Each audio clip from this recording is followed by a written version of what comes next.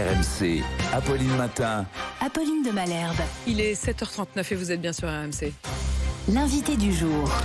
Bonjour Raphaël Morave, vous êtes ambassadeur chargé d'affaires d'Israël en France. Merci de venir dans ce studio répondre à mes questions.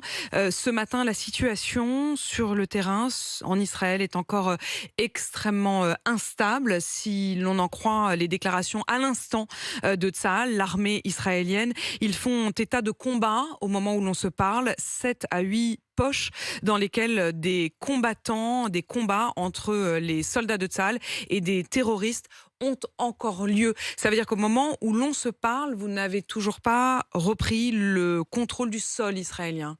Effectivement, c'est le cas. Il y a encore, à ma connaissance, 5 points d'accrochement où il n'y a pas encore le contrôle total de l'armée israélienne. On a commencé avec 20, donc on est dans la bonne direction. J'espère que d'ici la fin de la journée, on pourra dire que cet épisode est terminé sur le sol israélien. Sur le sol israélien, ça veut dire que ces terroristes qui s'étaient infiltrés dans la nuit de vendredi à samedi, il y en a qui sont toujours activement sur le terrain. Tout à fait, oui. Alors, je ne sais pas combien, mais quelques dizaines, je dirais. Oui, effectivement, certains se cachent, donc il faut vraiment chercher pratiquement de porte à porte et de localité à localité. Mais ça va se faire très rapidement. Raphaël Morave, est-ce que vous avez une idée du nombre d'otages qui sont retenus par les terroristes du Hamas ? Alors, il faut dire que c'est très difficile à déterminer le numéro exact, parce qu'il y a plusieurs disparus et on ne sait pas quel est leur sort. Donc, on estime environ de 150. Mais 150 ou... 150, oui, 150 otages, c'est le numéro estimé. C'est un bilan provisoire, si je peux dire. Et il va falloir attendre pour avoir, jusqu'à ce qu'on sait le sort de tous les disparus. Est-ce que l'on commence à savoir, au moins pour certains d'entre eux, où ils sont ? Ils sont dans la bande de Gaza, mais non, on ne peut pas dire où exactement. Peut-être que les services de renseignement ont déjà plus d'informations que moi à ce sujet. Mais voilà, je suppose qu'ils sont répartis, ils ne sont pas regroupés dans un seul lieu pour être essentiellement comme bouclier humain pour le Hamas. Comme bouclier humain, si l'on reprécise les choses, parce que la géographie est quand même complexe dans cette région du monde, la bande de Gaza, c'est un territoire de quelle surface ? Je ne me souviens plus exactement les données, mais c'est une surface relativement petite, et même peut-être on peut dire très petite, il me semble 50 km sur 6, plus ou moins. Donc voilà, ça représente pas un grand territoire, mais qui est très dense, donc c'est facile à se cacher et à cacher des otages. Raphaël Morave, je le disais, vous êtes ambassadeur, vous êtes le chargé d'affaires d'Israël en France.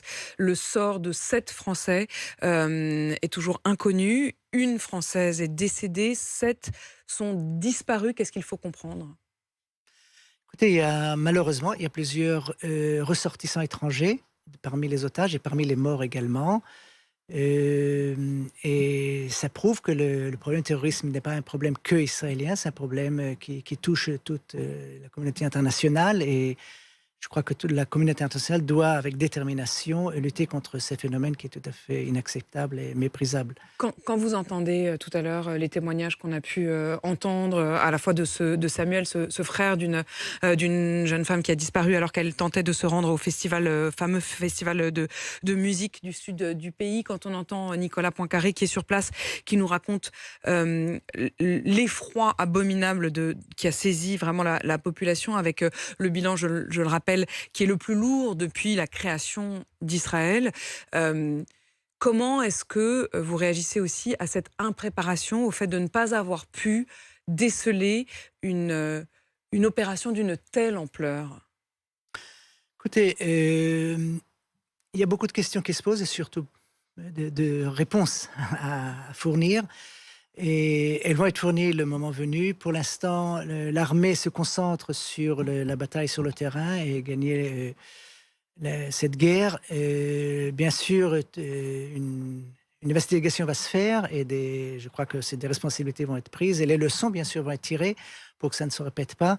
Mais en ce moment-ci, c'est pas la priorité. Et Raphaël Morave, quand vous dites on se concentre aussi sur la manière dont on doit répondre à cette guerre, la mobilisation depuis 24 heures de tous les réservistes, c'est qui ces réservistes? C'est tous les jeunes israéliens du pays?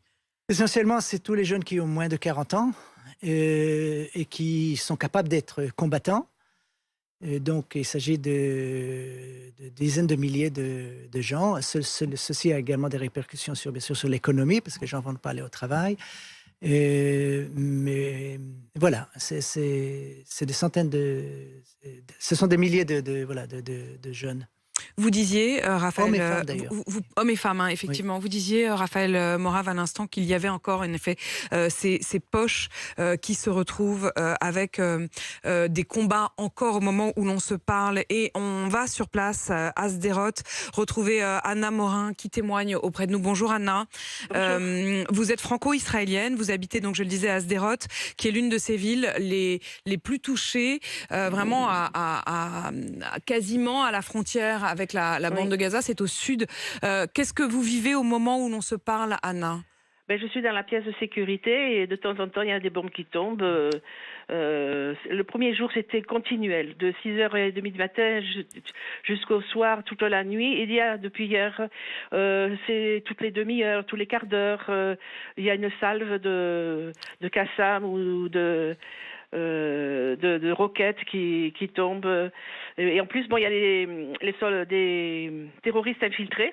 Oui. Oui, cette nuit, je crois que l'armée en a tué quelques-uns, mais ils ont recherché un autre. Le problème, c'est qu'ils arrivent par la mer à Zikim. Et il y en a, je crois, je ne sais pas s'il n'y en a pas une cinquantaine qui arrivent à nouveau par Zikim. Donc, ils nous ont envoyé, la mairie nous a envoyé de faire attention parce qu'ils allaient vers un issue qui s'appelle Befalessim et vers Sderot.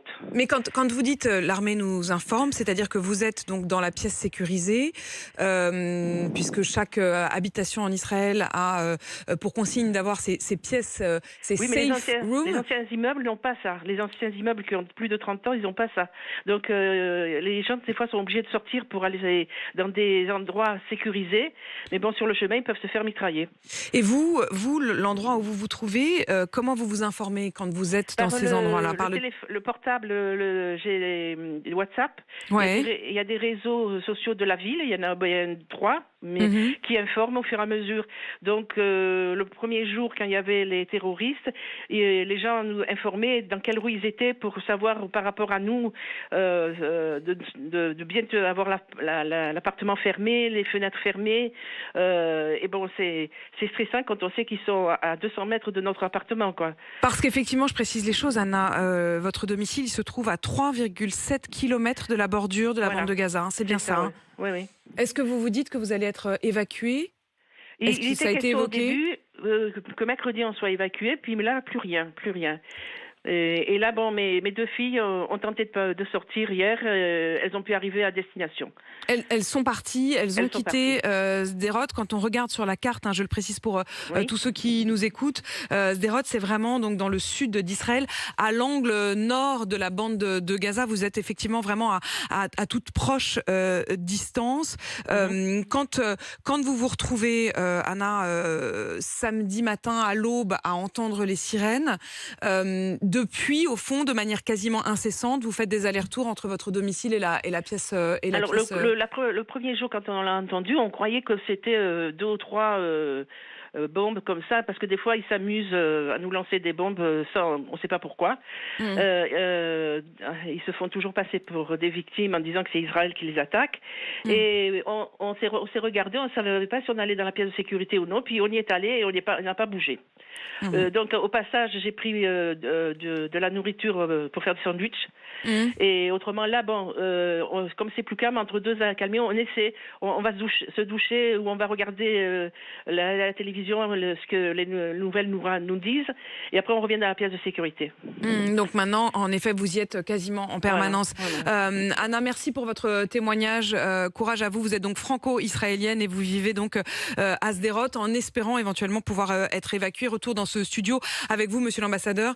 Quand vous entendez effectivement le témoignage d'Anna, d'abord, est-ce que cette partie-là sera évacuée? Et puis, je voudrais aussi savoir ce que vous attendez éventuellement de la France. Alors, est-ce que Sderot va être évacué? Vous savez, depuis 16 ans, ils souffrent des tirs de roquettes sur eux. Ils n'ont pas été évacués. Bien sûr, chacun a fait son choix et s'il veut rester ou non. Et bien sûr, s'il veut quitter, il y aura toujours des lieux pour l'accueillir.